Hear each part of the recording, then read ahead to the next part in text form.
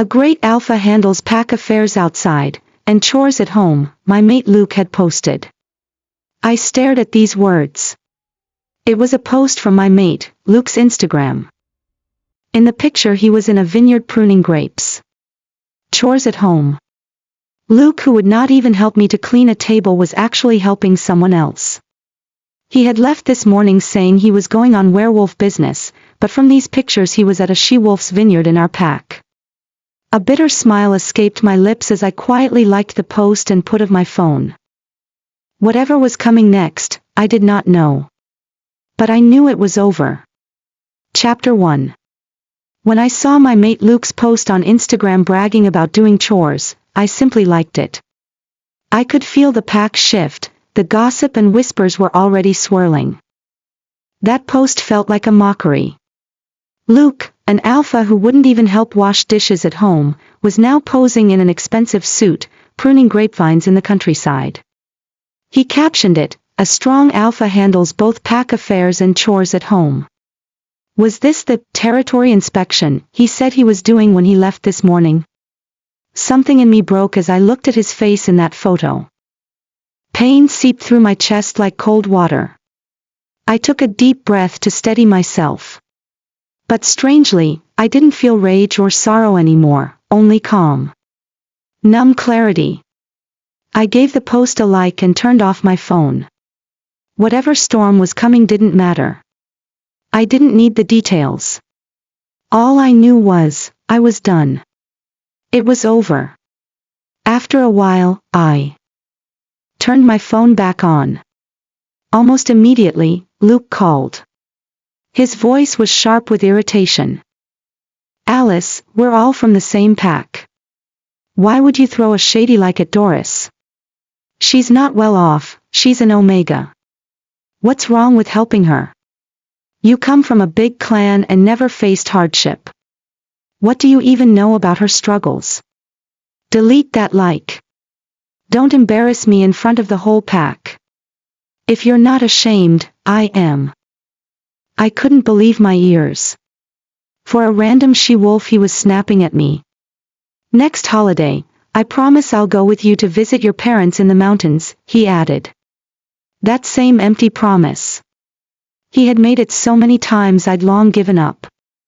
Our bond would be officially broken after the full moon. Soon, would no longer be his mate. Before I could respond, Luke seemed to trip or drop the call. I frowned, set the phone aside, and went back to the festival paperwork. But trouble still found me, even when I tried to stay away. Suddenly, my phone buzzed with messages. It was the pack group chat. Doris had posted a screenshot of my like and followed it with a voice note, "Alice, I'm sure I've never offended you. Why leave such a passive-aggressive like? Are you mocking me for being a weak Omega? Luke, our alpha, even came to help my clan, but you? All you've done is push paper. You've never entered the forest, never fought in a battle, never dirtied your hands for the pack.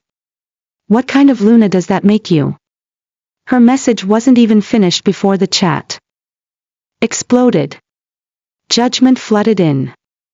The pack turned on me over a like. And then came Luke's message, "Alice, I demand you apologize to Doris immediately.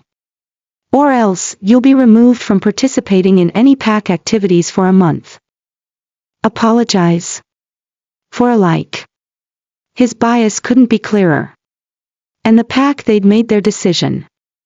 Not one person stood up for me. They called me names, narrow-minded, petty. They claimed I discriminated against Omegas. I let out a bitter laugh. But I didn't respond. Maybe this was for the best. Maybe this was Luke's excuse to remove me from the pack. After all, it had been 3 months since he initiated the breaking of our bond. 3 months since he decided I wasn't fit to be his Luna. Chapter 2. On a calm Friday, I decided to break out bond. When I handed him the bond-breaking papers, I still held on to a shred of hope. I had gone over to the temple to apply to break out bond, and all that was left were these documents. I thought he might at least look through them and asked why I was leaving. I had even thought of the words I would say to him. But Luke didn't even check his phone. He easily took the documents and signed without care, as though it was an unimportant memo or everyday pack business.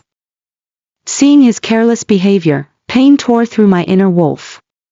My hands shook slightly as I took a deep breath to calm myself. Have you even read it yet? I could not help asking.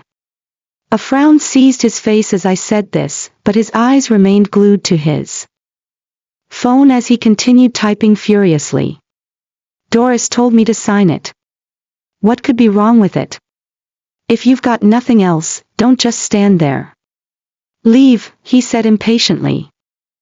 I took in a shaky breath as I gripped the paper tightly in my hand. It seemed Doris was all that mattered to him. My inner wolf shook as I tried to calm down, realizing I meant absolutely nothing to him. When I looked up, all I saw was a gentle smile on his face as he looked at the screen of his phone. He looked like someone in love, but not with me. I couldn't help myself, so I glanced at his screen. Sure enough, he was texting Doris. I was standing right there, yet he was exchanging flirtatious messages with Doris. Every word was intimate, they even planned which bar to meet tonight for a drink. I walked out of the room in a daze. All day, my mind remained in this state, it was hard to concentrate. The sudden ring from my phone interrupted my deep thoughts. I looked at the call. It was Luke. I guessed that he was calling to urge me to apologize to Doris in the group chat again. I did not want to answer the call, but the phone rang over and over, as Luke called me over 7 times. I was still in the pack cleaning up work, so he called the phone there and the phone was brought to me. Alpha, Luke's on the line. Seems urgent, the guard said, handing me the phone. I took in a deep breath and reluctantly answered the call. What is it? I asked coldly. The moment I picked up the call, Luke's angry voice scolded me over the phone. Someone would have thought I was a servant taking orders. Alice. You dare ignore my calls. Have you gotten brave this past few days and lost your mind? He asked. What exactly do you want? I asked, cutting him off. The temple called and asked to see us both for a final mediation before they approve breaking our bond. What is this about? Do you know anything about this? He asked with a snort. My entire being froze. So, he finally found out. Did he remember that he'd signed the bond-breaking papers? But my thoughts were interrupted as the next second he threw accusations down at me like a storm. Alice, I never thought you would stop so low. You actually have someone impersonate a temple staff and called me. How far will you go? All this was to threaten to break our fate. I am impressed. He shouted. I was stunned stiff by his accusations. What was he saying? My inner wolf churned in confusion. Forget it. She may be playing hard to get.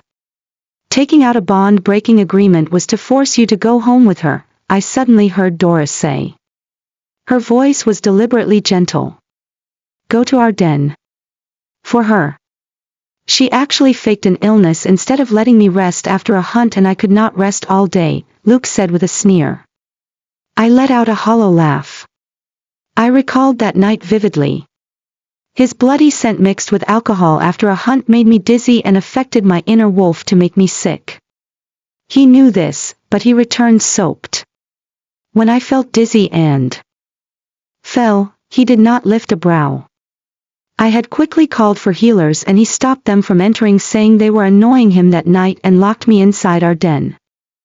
The next day, when he saw I was too weak to get out of bed, he complained I might affect his mood and packed his bags to temporarily move into Doris's den, leaving behind the den smelling of blood and alcohol. I stayed alone, relying on leftover herbs, barely hanging on for 6 days before my condition eased. But ever since then, my wolf had left with chest tightness every time it rained or got damp. After all I went through, he reduced my pain to a disturbance that did not let him rest. I gripped the phone tightly. "Alice," I said in the group chat, "you're suspended from pack activities for 2 weeks.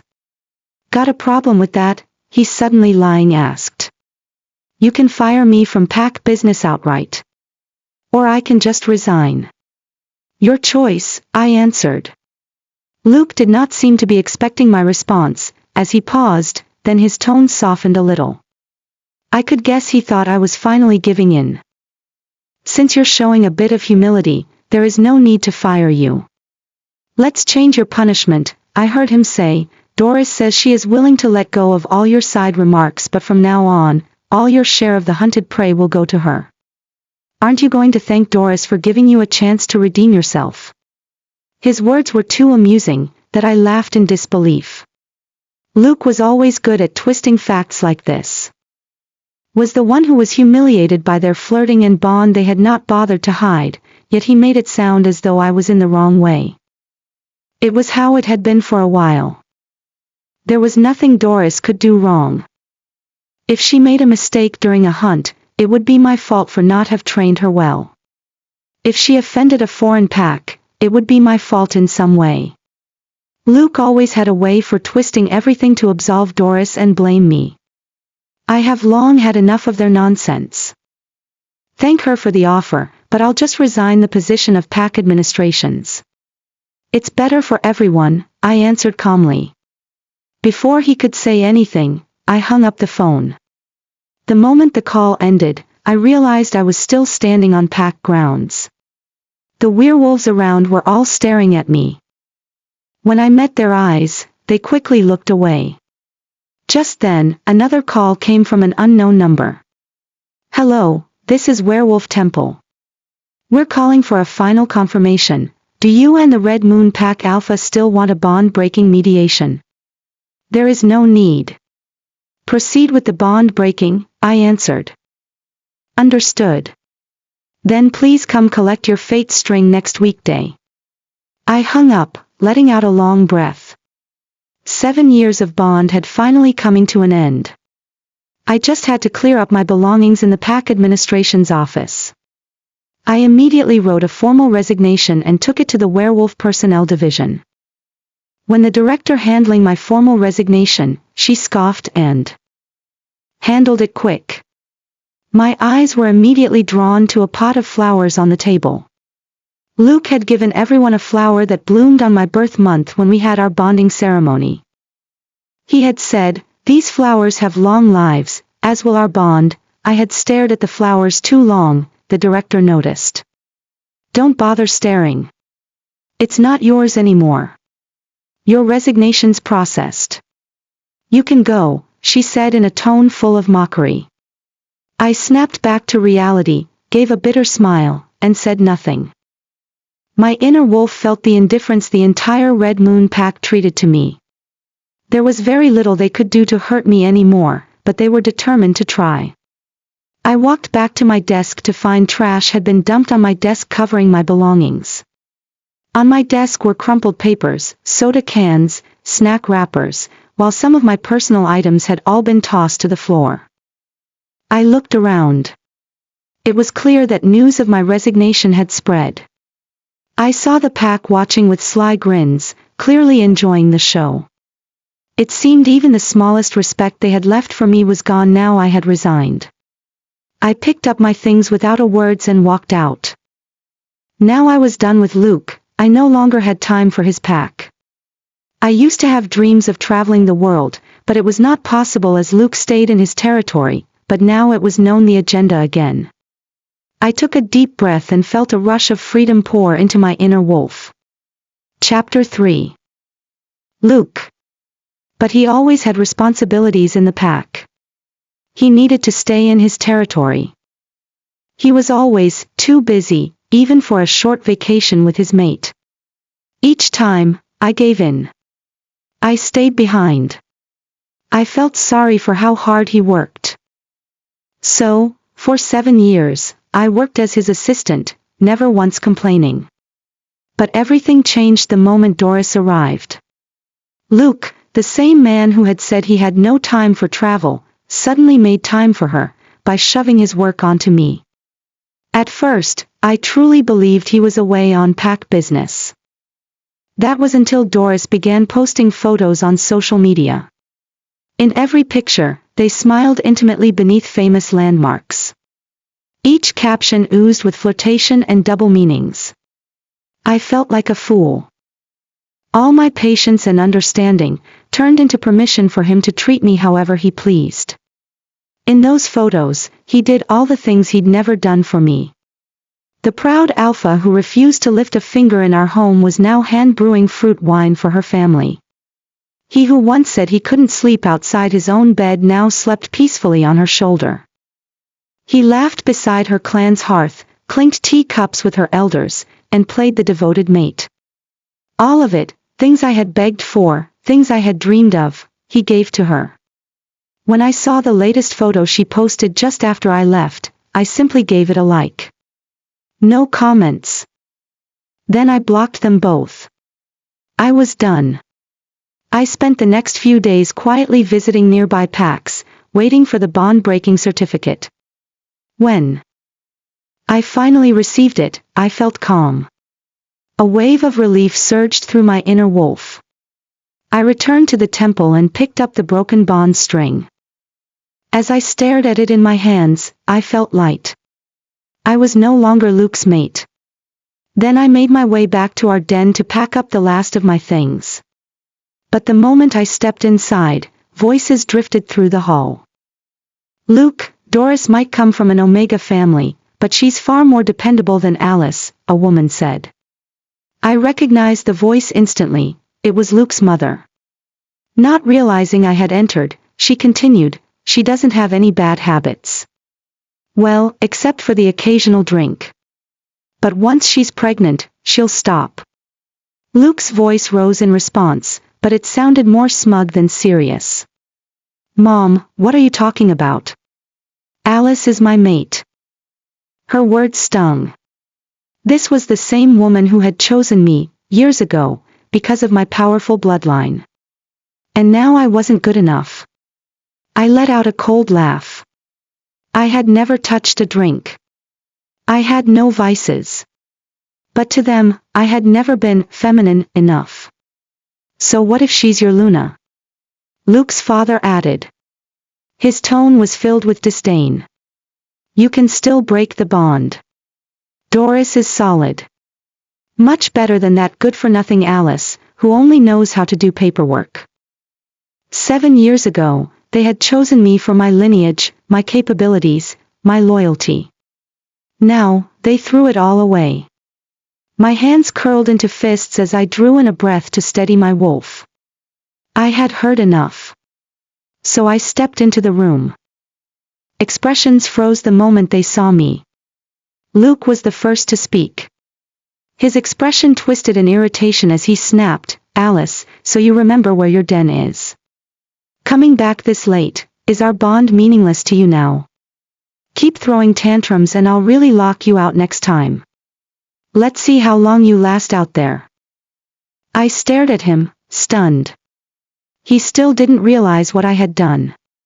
He didn't know our bond was already broken.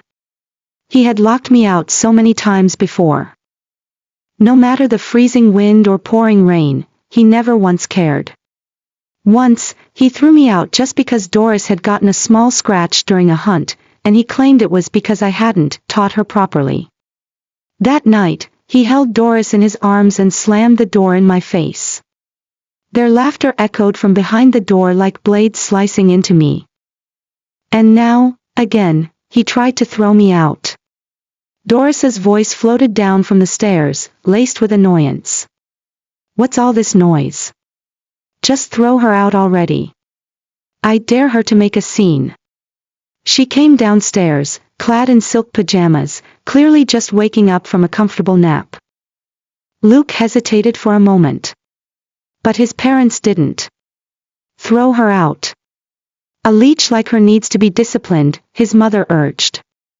You can't let her trample over you, his father added. Fueled by their words, Luke's face darkened. Just go, he said dismissively. Let me cool off for a few days. Doris will stay here to keep me company. Keep acting out, Alice, and I'll really sever the bond. You'll regret it. He waved me away like I was a stray mutt. I let out a cold, sharp laugh. No need to wait. Under their stunned gazes, I reached into my bag and pulled out the broken bond string. I placed it gently on the table. You can relax now. You have what you wanted. The bond is already broken. The room went silent. They stared at the string in shock, expressions frozen. Doris narrowed her eyes and stepped forward, snatching up both halves to inspect them. A she-wolf like you, with no future, actually gave up her Luna position. These must be fake, she said coldly. Luke's expression relaxed for a moment. But then it darkened again. He turned to me and sneered, Alice, still playing your dirty little games. How many times have I told you to stop this nonsense? Should I throw you into the basement again? Is that what you want? He expected me to beg. To cry. To plead. But I simply smiled. A cold, mocking smile. He froze. For the first time, his smugness wavered. What are you laughing at? He asked. I'm laughing because you forgot. I tilted my head slightly. You forgot the bond-breaking document you signed. His mouth opened to retort, but stopped. His face paled instantly. He remembered. He remembered the documents I had handed him. The ones he signed without even reading. Chapter 4. It confused me when he didn't breathe a sigh of relief like I thought he would upon hearing our bond was broken. Instead, he looked panicked, disbelief flooding his face. No. That's impossible, he muttered, his voice shaking. I never meant to actually sever the bond. Hearing Luke's words and seeing his reaction, Doris finally understood, I had really broken the bond. Though glee flickered in her eyes, she kept her tone cold and mocking. Well, at least you've developed some self-awareness. Splitting up is the best thing for both of you, she said smoothly. But Luke wasn't calm. He was still visibly rattled. Then Doris suddenly added, eyes narrowing with suspicion, but since Luke didn't even look through the papers properly, who knows if you slipped something else in there to betray the pack. And in that moment, it all made sense. Luke wasn't panicking because I was no longer his mate. He was panicking because he thought I'd taken advantage of his carelessness. That I might have tricked him into signing something that would harm the pack. To him, I was that kind of she-wolf. A traitor waiting for a chance to stab him in the back. Realizing that, I lost the will to argue. I turned toward the door, ready to pack my things and leave. But Doris stepped in front of me, blocking my path with a smirk. What, feeling guilty already? Trying to sneak out before we call you out on it, she sneered. Don't even think about leaving. Before you walk out of here, you're going to sign a statement saying any other documents Luke signed were under your manipulation. Otherwise, don't blame me if things get ugly. My inner wolf growled in fury. Rage bubbled inside me, but I forced it down. I turned to Luke, hoping, somehow, that he would say something. Defend me. Deny this madness. But instead, I saw something strange in his eyes. A look I couldn't read. Was it regret? Was it disappointment? Suspicion? Did he really believe I would scheme against him and betray his pack? He betrayed me. He crushed our bond. Yet I had stayed, for 7 long years. His parents had clearly made up their minds as well. His mother grabbed the broken bond string and hurled it at me. Doris is right. Sign that statement, or we'll report this to the elders and the temple, she snapped. But then, without warning, Luke exploded. Enough. All of you, shut up. His voice, heavy with authority, rolled across the room like thunder. Even their inner wolves trembled. The arrogance drained from their faces in an instant. The room fell silent. His parents mumbled weakly, "Luke, we're just trying to protect you. What if she really tricked you?" But Luke didn't look at them. Instead, he looked straight at me. "Alice isn't that kind of mate," he said firmly. I stared at him in disbelief. Those were the words I had waited to hear for years. And now that everything was already broken, he said them. Then, with a sorrowful look, he took a step closer. "Alice, I don't care about the papers. I just want to know, why did you have to go this far?" he asked softly. His words hit me like ice water. Did he truly not know? Did he not understand how deeply he had hurt me? How much I had endured? He still didn't get it. "So what if I took Doris to the mountains and didn't visit your parents with you?" he continued. "Was it really worth breaking our bond over that?" That was what he thought. "After everything? I won't blame you for signing the papers without telling me," he said. "We can go to the temple and cancel the bond. Whatever you want, I'll give it to you." Without waiting for an answer, he reached out and grabbed my wrist. Then, he began to drag me toward the door. Chapter 5. His tone was as gentle, a constant habit of his. Every time he and Doris crossed the line, he would always use soft words like these to coax me. There was once when I couldn't swallow my anger and dragged him to the temple, demanding that we break our bond immediately. That day, instead of getting angry, he was gentle as he held me, apologized. In a soft voice he promised to change. Thinking back, I was utterly foolish to actually believe he would change and give up the idea of breaking our bond. I couldn't let go of these 7 years of feelings, and he had figured that out a long time ago. Relying on my love, he tested how much I would tolerate. But I won't look back this time. It was really over. I was silent a while, causing him to think I was hesitant. Color returned to his face as he walked closer and said in a soft voice, "All right, didn't you always want me to come back to our den? I won't leave these next few days. I'll stay and keep you company." A sneer escaped my lips and stooped back, putting some between us. "No need. You'd better make Doris your new maid instead. Didn't you say you wanted to have a pup with her? I'll make it easy for you." Luke looked shocked and speechless. He opened his mouth, but no words came out. A look of triumph flashed across Doris' face. But seeing Luke wavering, she quickly stepped forward to smooth things over. "Alice, I am just a member of the pack Luke is looking after." "What pup? Why don't we all sit down and talk this through? I'm sure we can find a better solution." She spoke as she reached out to grab my arm, but I frowned and quickly stepped aside, not wanting her to touch me. But unexpectedly, Doris grabbed my wrist and suddenly pulled me toward her. She fell heavily to the ground, her head hitting the coffee table with a dull thud. "Doris! Are you okay?" Luke asked, rushing over and crouching beside Doris, while his voice full of panic. Doris clutched her forehead, as she let out a look full of pain. "I'm fine, Luke. Don't blame Alice, she probably didn't mean it," she said, and Luke shot a fierce glare at me. "Alice, what the hell is wrong with you? You knew Doris wasn't in good health. How could you push her? Let me guess, you just can't stand her touching you and still look down on her for coming from the mountains, right?"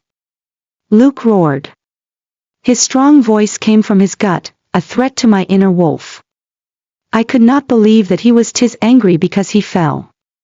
His mother stepped forward too, helping Doris onto the couch, as her face filled with worry.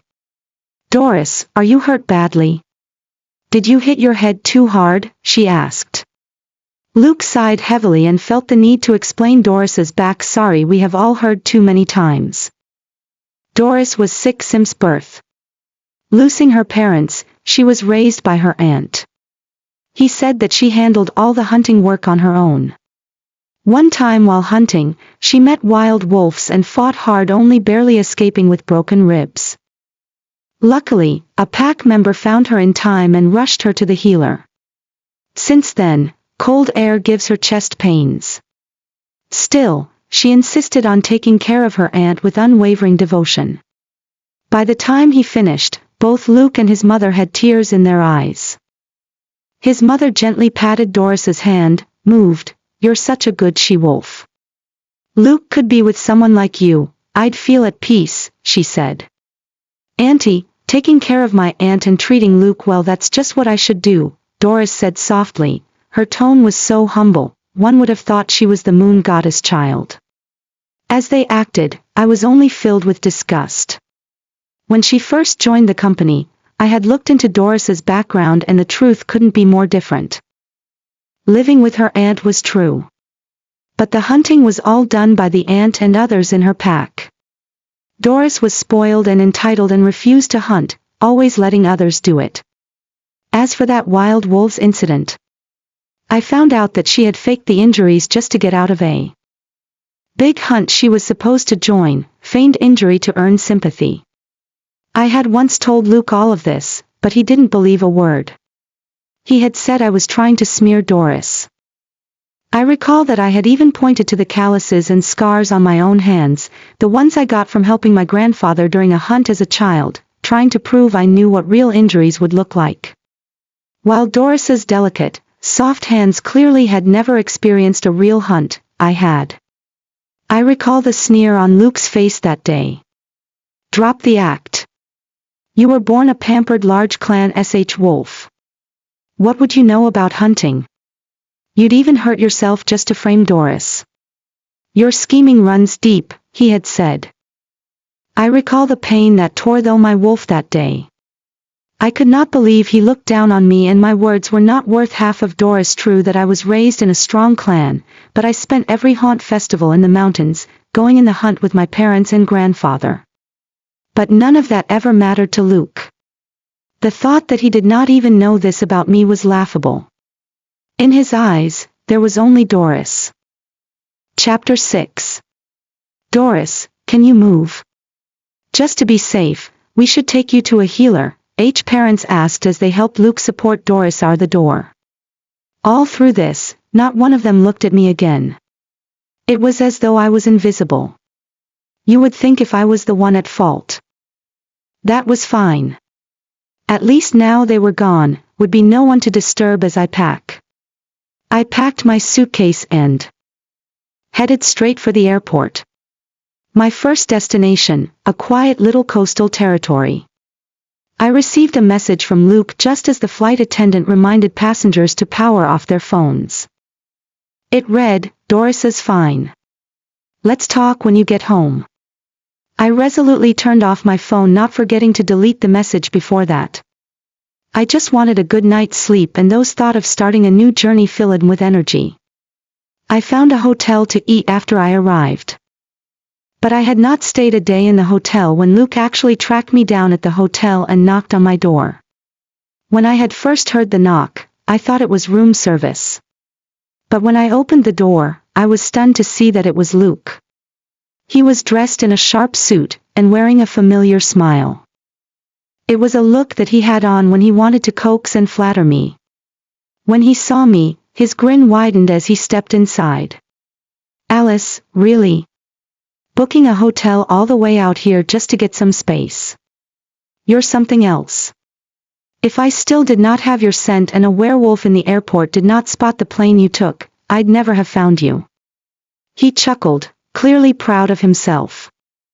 "You're not trying to surprise me, are you?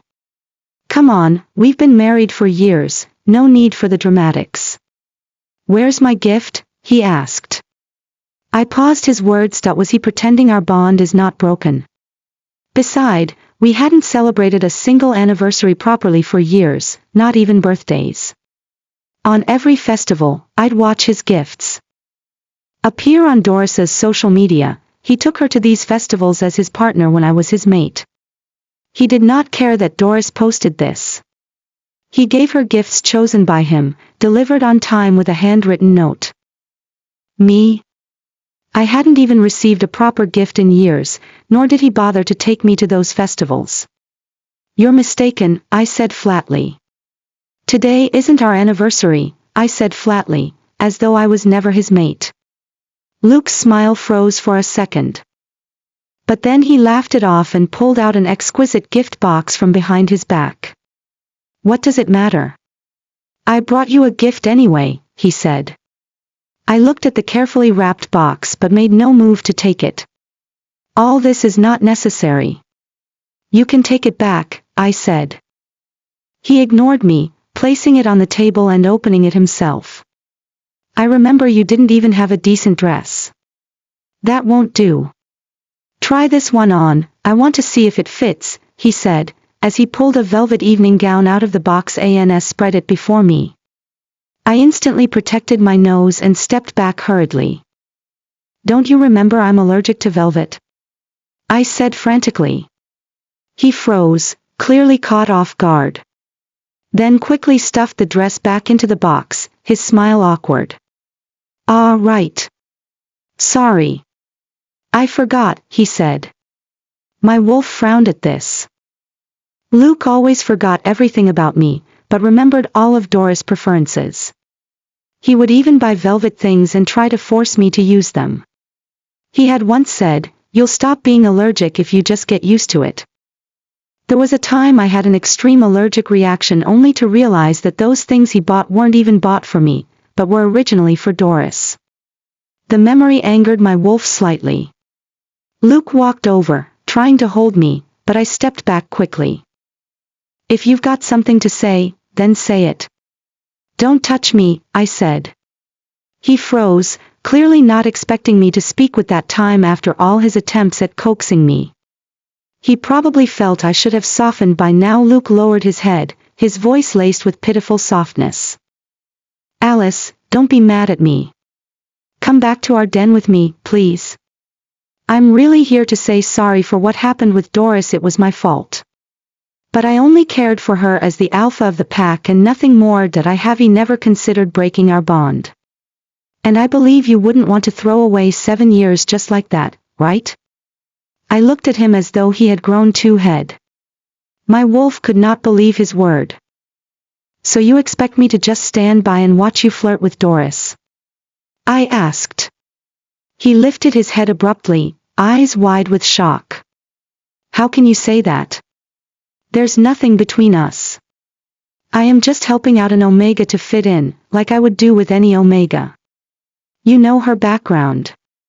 She comes from an Omega family. I didn't want her to feel excluded or looked down on, so I helped out in hunting and teach her to help her fit in, to build her confidence. I let out a cold laugh. I was not sure how he managed to say this with a straight face.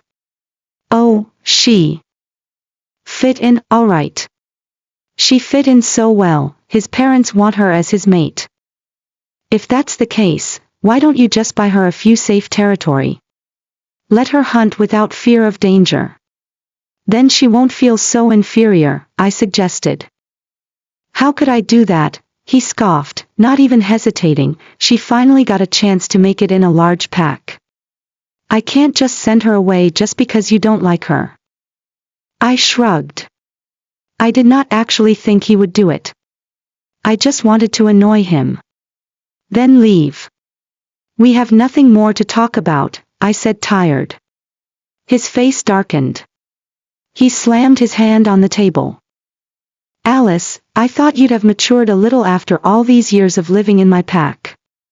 Turns out you're still the pampered she-wolf from a large pack who can't even tolerate another she-wolf. He said with a sneer, dropping his flattering look instantly. I must have been blind to marry someone like you, he declared. I nodded calmly. I agreed with this sentiment. I could not believe I wasted years with him. Same here. Took me 7 years to realize what kind of man you really are. Luke growled in frustration, but he knew deep down he was in the wrong. He had nothing left to say.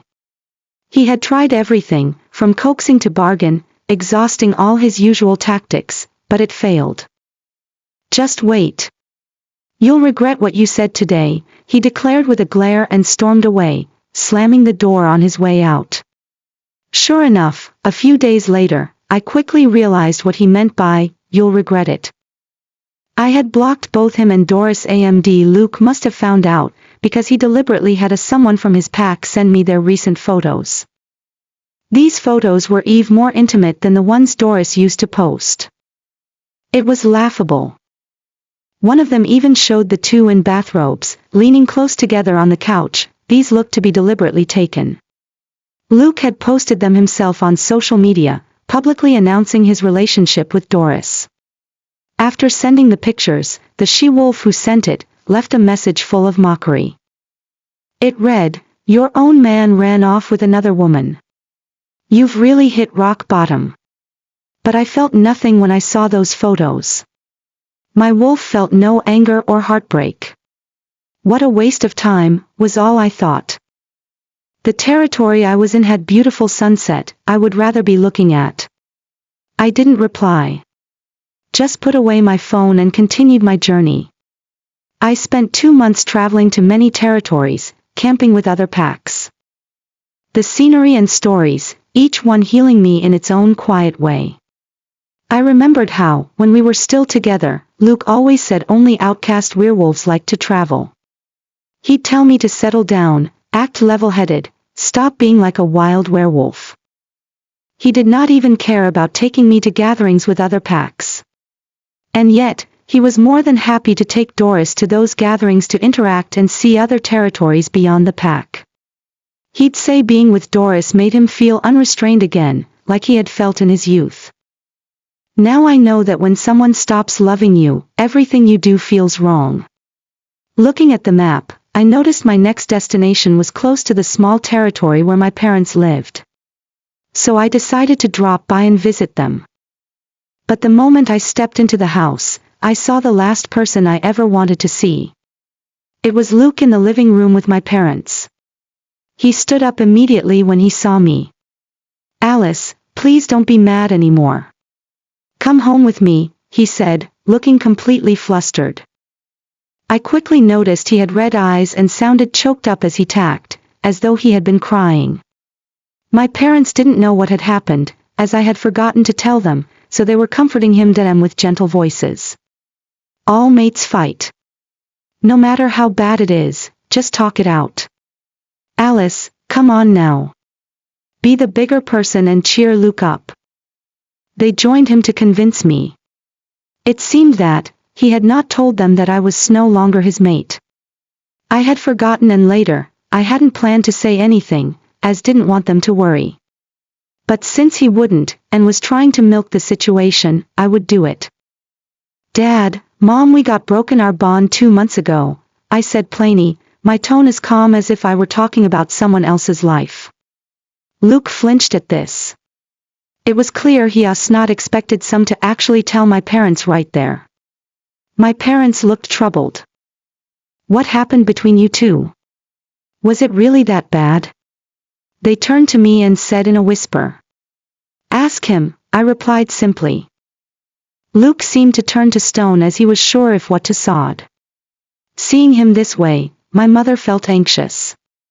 Mom had always been soft-hearted, treating him like her own son. "Luke, just tell us the truth. Your dad and I will help talk to Luke," she urged. "Yes, Luke. Alice is a reasonable she-wolf. Whatever the problem is, we'll fix it as a family," my father chimes in. Seeing the warmth in their faces, Luke's tears fell like rain. Then suddenly, like he'd made up his mind, he fell to his knees with a thud, sobbing uncontrollably, "It's my fault. I betrayed her.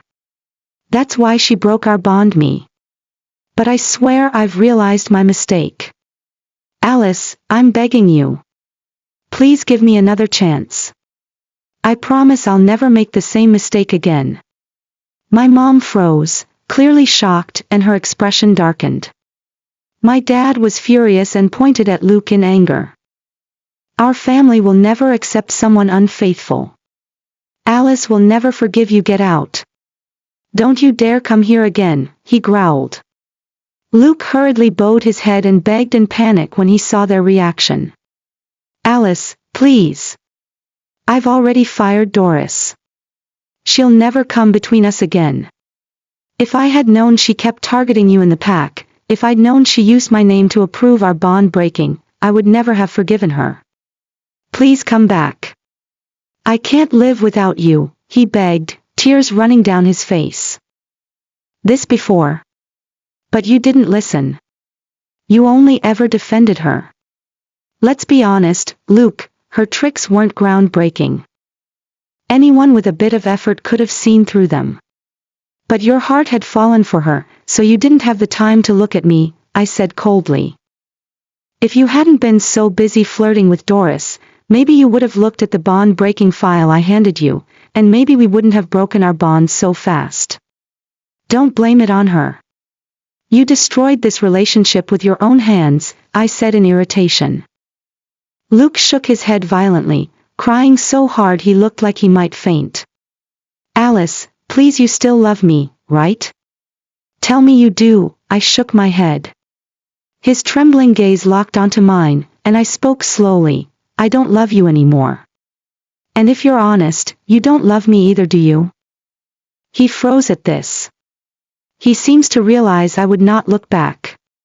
So he nodded and got up to leave. I see. I won't bother you again. He said one last goodbye to me and my parents, and staggered out the door like a man who had finally lost everything. But I soon found out the really reason Luke wanted me back. The love well between Hema and Doris had dried up. He had taken her up the mountain again to her family's territory. But this time, he was not received warmly and was met by a horde of werewolves. The werewolves attacked Doris, removing all her jewelry and making as much as they could. When Luke tried to stop them, they attacked.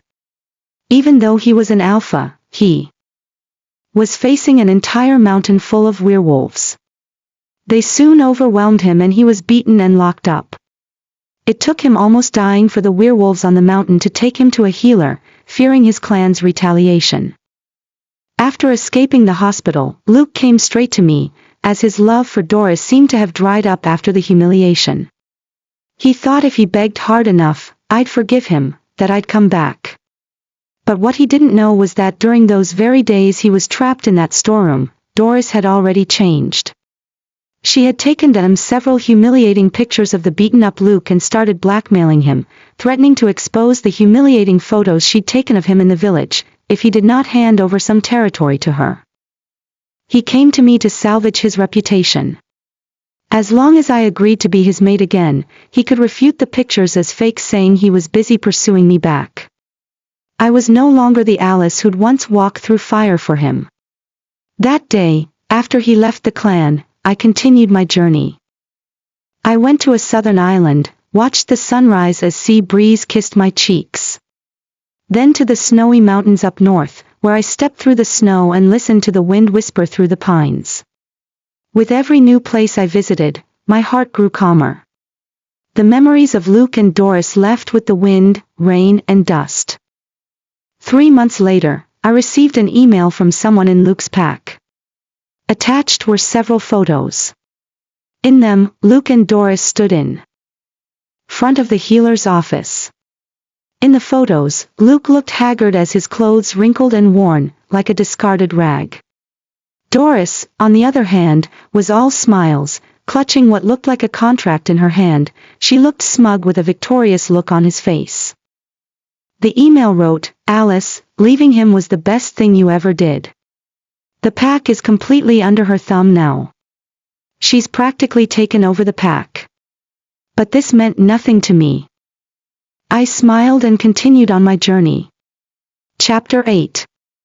I wasn't shocked when Luke's world came crashing down.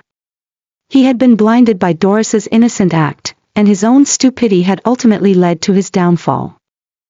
6 months after our separation, I received a call from someone in Luke's pack claiming to represent the pack. His voice was laced with fatigue as he explained Luke's predicament. Alice, Luke's in trouble. He's hoping you can help him. I was skeptical. What kind of trouble?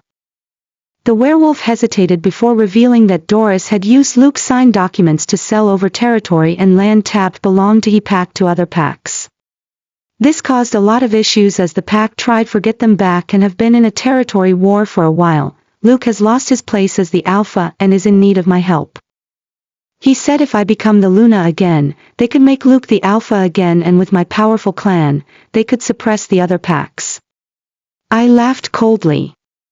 Why should I bail him out? Beside, why would I help the pack again? They had joined Doris to look down on me when I was their Luna. Why would I want to be their Luna again? I recalled as the pack mocked me, their Luna for Doris. Luke to their side. If one claimed that a pack could bully their own Luna, no one would believe it, but this used to be my life. And it only happened because Luke allowed it. Now they were in trouble and needed my help. I felt the urge to laugh, but my inner wolf felt nothing. I had long moved on from Luke and Doris.